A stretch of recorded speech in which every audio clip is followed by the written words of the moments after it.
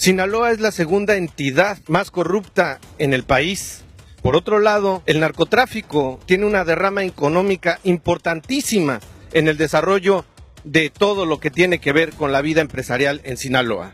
Algunos especialistas han dicho que es más la falta de gobierno que el narcotráfico lo que hace tanto daño a Sinaloa.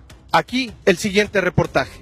La incapacidad para gobernar es peor que el narco. A 6 meses de que comenzó la administración de Quirino Ordaz Coppel, la violencia se ha desbordado en Sinaloa a los mismos niveles que alcanzó en 2010 y 2011, años que guardan registro con los peores números en materia de homicidios dolosos en la historia reciente de Sinaloa. En 2011, de acuerdo con datos de la Fiscalía General del Estado, se cometieron 1,906 homicidios dolosos. A partir de entonces, la cifra comenzó a descender hasta 2014, cuando se reportaron 492 casos. Sin embargo, a partir de 2016, los asesinatos volvieron a incrementarse en el marco del cambio de gobierno estatal y de la división en varias facciones del cártel de Sinaloa, luego de la recaptura de Guzmán Loera y su posterior extradición a Estados Unidos. En lo que va de 2017, se ha cometido más de 900 homicidios. En medio de ese resquebrajamiento que ha tapizado de muertos a Sinaloa, el gobierno estatal no sabe o no quiere hacer nada al respecto. El gobernador Quirino Ordaz Coppel se mantiene en la indolencia,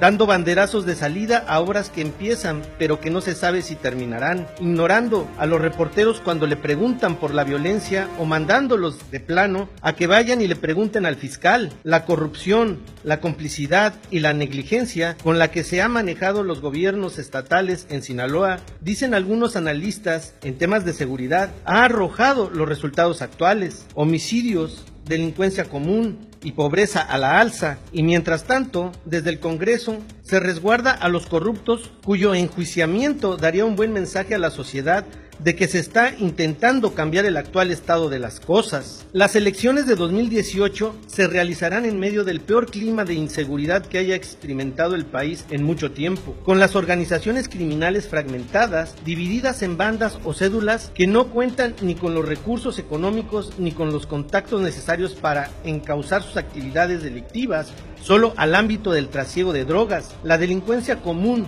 que afecta directamente a la población civil con el robo de autos, asaltos, extorsiones y secuestro, seguirá siendo el principal problema que afecte a los mexicanos de todas las clases sociales. Aquella sentencia irresponsable de mientras se maten entre ellos ya no tiene ninguna validez en el escenario actual de delincuencia desbordada. En medio de ese clima de inseguridad, algunos analistas aseguran que el número de muertos que dejaron los conflictos armados de la Revolución y la Guerra Cristera ya fue superado por la llamada guerra contra el crimen organizado. Los gobiernos federales y estatales mantienen la postura indolente de nadar de a muertito, hacerse los sordos, los ciegos, los mudos, desaparecer de la escena pública cuando ocurren masacres o enfrentamientos con decenas de muertos y reaparecer días después como si hubieran permanecido 72 horas dormidos y al despertar nadie les informara lo que pasó en su ausencia. El enfrentamiento que policías municipales e integrantes de la delincuencia organizada sostuvieron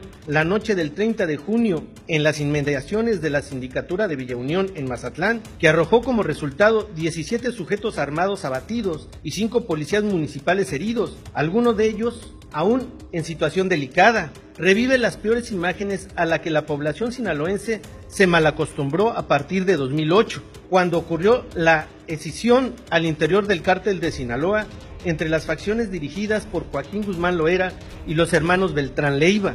Alejandro Hopp, quien en una columna titulada Ese desastre llamado Sinaloa, publicada en un diario de circulación nacional, asegura que el principal problema de la entidad es, más que cualquier otro, la falta de Estado. Sinaloa sufre más de poco Estado que de mucho narco. Su problema es de complicidad, sin duda, pero también de negligencia, pinche y pura negligencia de todos los gobiernos del último medio siglo, escribió. Lo que nos remonta a las administraciones estatales del pasado que toleraron el crecimiento del narco, promovieron la impunidad, hicieron negocios con el crimen y con sus acciones u omisiones acostumbraron a la sociedad a aceptar ese estado de cosas como algo natural, como algo normal en Sinaloa. Entre los exgobernadores señalados de estar involucrados con el narco, siempre se ha mencionado, encabezando esa lista, el nombre de Antonio Toledo Corro, pero también ha habido señalamientos en contra de Francisco Labastida Ochoa, Juan S. Millán, Jesús Aguilar Padilla y Mario López Valdés, además de algunos de sus funcionarios o familiares de estos. A principios de 2014, el exagente de la DEA, Héctor Berreyes, habló sobre los nexos entre la CIA, los narcos sinaloenses y algunos gobernadores. En declaraciones que el periodista J. Jesús Esquivel recogió para su libro La CIA, Camarena y Caro Quintero, Grijalbo, 2014, Berreyes saca a colación el nombre de Antonio Toledo Corro, exgobernador de Sinaloa de 1981 a 1986. Mis informantes me comentaron que había una pista y un campamento a un lado del rancho Las Cabras, que es de Toledo Corro, ubicado a las afueras de Mazatlán. Los informantes me aseguraron que en esa pista del rancho Las Cabras estaban aterrizando aviones americanos y grandes. Agregaron que estos aviones estaban sacando grandes cantidades de cocaína del rancho y que se iban al norte, le comentó Berreyes a Esquivel. En ese rancho Las Cabras, propiedad del exgobernador sinaloense, estaban siendo entrenados los contras nicaragüenses encargados de atacar al gobierno del régimen sandinista, de acuerdo con una nota publicada en 1987 en Los Angeles Times. Agentes antidrogas de los Estados Unidos hablaban amargamente del papel que había desempeñado el exgobernador Antonio Toledo Corro, tolerando el tráfico de drogas en su estado, y según fuentes de la DEA citadas por Los Angeles Times, recibió dinero a gran escala de los narcotraficantes. El reportaje también señalaba que varios funcionarios del gobierno estadounidense habían acusado a Toledo Corro de cultivar opio y marihuana dentro de su propiedad. Incluso se menciona que el ex embajador John Gavin había señalado que se sabía del caso de dos exgobernadores mexicanos que en aquel entonces estaban metidos hasta los codos en el tráfico de drogas y corrupción. Cuando Antonio Toledo Corro llegó a la gobernatura de Sinaloa el 1 de enero de 1981, luego de haber pasado 2 años por la Secretaría de la Reforma Agraria, gracias a su amistad de muchos años con José López Portillo, muchos narcotraficantes que habían abandonado Sinaloa tras la Operación Cóndor de años atrás comenzaron a regresar. Los señalamientos contra el exgobernador no solo eran sobre su amistad, familiaridad o complicidad con los narcotraficantes de la época, sino también de ser él mismo un traficante de droga al sembrar dentro de su rancho marihuana y amapola. A pesar de todos estos señalamientos, Antonio Toledo Corro sigue siendo una presencia intrínseca en todos los gobernadores que han pasado por Sinaloa desde entonces. Durante la campaña electoral de 2010, el ex candidato del PRI, Jesús Vizcarra Calderón, participó en varios eventos en Mazatlán junto a Toledo Corro, que entonces apoyaba en todo al fundador de Su Carne. De la misma manera lo hizo Mario López Valdés, y a sus cumpleaños asisten por lo regular funcionarios y políticos que no dudan en tomarse la foto con él. Pero su caso no ha sido el único. En estos informes de agencias estadounidenses aparecen los nombres de Francisco Labastida Ochoa y Juan S. Millán. En agosto de 2015, por ejemplo, el Departamento de Justicia de los Estados Unidos solicitó al juez federal Richard J. León admitir la evidencia de sobornos que Alfredo Beltrán Leiva, el Mochomo, había cometido en favor de autoridades del gobierno de Sinaloa entre los años 2000 y 2008.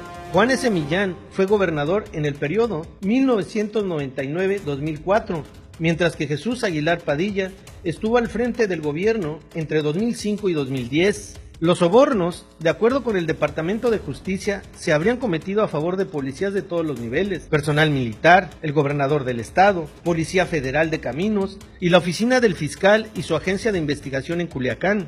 El nombre del exgobernador Juan S. Millán, 1999-2004, está indisolublemente unido al de Jesús Antonio Aguilar Íñiguez. El 29 de agosto del 2000, Millán lo nombró director de la Policía Ministerial del Estado. Apenas un año después, comenzaron los señalamientos en contra de Chuy Toño, tras la captura de José Nilo Rojo Rosales, presunto miembro del cártel de Tijuana, en Mazatlán, quien días después señaló que el titular de la Policía Ministerial del Estado protegía a gente de Ismael El Mayo Zambada. Rojo Rosales sería asesinado en mayo de 2011 en calles de Guadalajara cuando fue atacado al salir de una notaría acompañado de su padre, quien resultó herido en el atentado.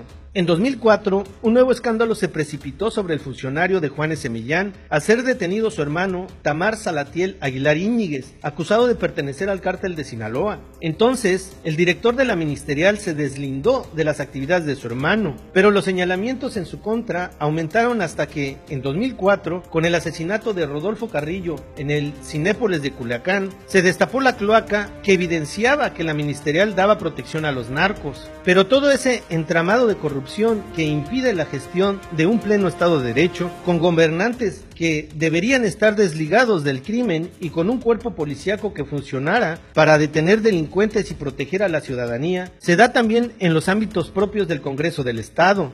El caso de la diputada Lucero Sánchez es paradigmático del sometimiento en el que se encuentran los legisladores locales y la complicidad del propio Congreso con la corrupción de las administraciones pasadas propicia que se lancen iniciativas que buscan mantener a resguardo de la opinión pública los excesos que se han cometido con el dinero público. La reforma al artículo 37 de la Constitución local busca mantener en la oscuridad las cuentas públicas del gobierno del Estado y de los municipios, justo ahora que los señalamientos contra la administración de Mario López Valdés por la megadeuda contraída amenaza al exgobernador con seguir los pasos de Borge o los de Duarte. De igual manera, el probable conflicto de interés en el que cayó el exsecretario de Salud durante el gobierno de Maloba, firmando contratos por más de 87 millones de pesos con empresas fundadas por él o a la que pertenecían los miembros de su grupo empresarial, hablan de un Estado que ve a la corrupción como un modus vivendi natural, como si se tratara precisamente de llegar al poder para llenarse los bolsillos y llenárselos a los amigos. La corrupción promovida desde la cúpula del poder ha propiciado este panorama desolador para Sinaloa. Gobierno corrupto, legisladores corruptos, servidores públicos corruptos, todos han hecho de la deshonestidad y el cinismo una manera de vida, y la responsable de los más de 900 homicidios que se han cometido en lo que va del año. Por lo anterior, es claro que para Sinaloa y México, la incapacidad para gobernar es peor que el narco. En la Cámara, Luis Morales Félix, edición Iván Grijalva, Bernardino Chávez, de Primera Noticias.